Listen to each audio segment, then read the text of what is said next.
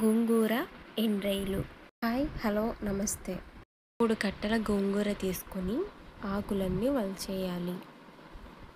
శుభ్రంగా 2-3 సార్లు బాగా కడుక్కొని స్టవ్ పై ప్యాన్ పెట్టి 2 స్పూన్ల ఆయిల్ వేసి ఆయిల్ కాగాక గోంగూర వేసి మూత పెట్టి బాగా ఉడకనివ్వాలి.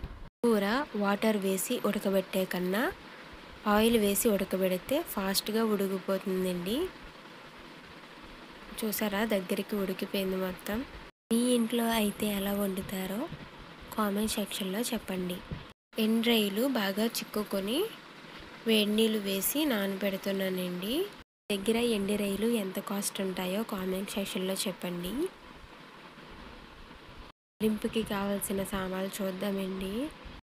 3 ఎండుమిర్చి, ఒక 1/2 టేబుల్ స్పూన్ పచ్చిశనగపప్పు, ఒక 1/2 టేబుల్ స్పూన్ ఆవాలు, ఒక 1/2 టేబుల్ స్పూన్ జీలకర్ర, 3-4 వెల్లుల్లి రెమ్మలు, కట్ చేసిన ఒక ఉల్లిపాయ వేసుకుంటున్నానండి. స్టవ్ పై ప్యాన్ పెట్టి 4 స్పూన్ల ఆయిల్ వేసి పోపులన్నీ వేసి వేపుతున్నానండి. 2 రెమ్మల కరివేపాకు వేస్తున్నాను. బాగా వేగిన తర్వాత నానబెట్టి కడిగిన ఎండిరైలు వేస్తున్నానండి. ఎండ్రైలు నూనెలో బాగా వేగిన తర్వాత తగినంత కారం, తగినంత సాల్ట్ వేసి బాగా కలుపుకొని ఉడికించి పెట్టుకున్నాం కదా గోంగూర, అది వేస్తున్నానండి.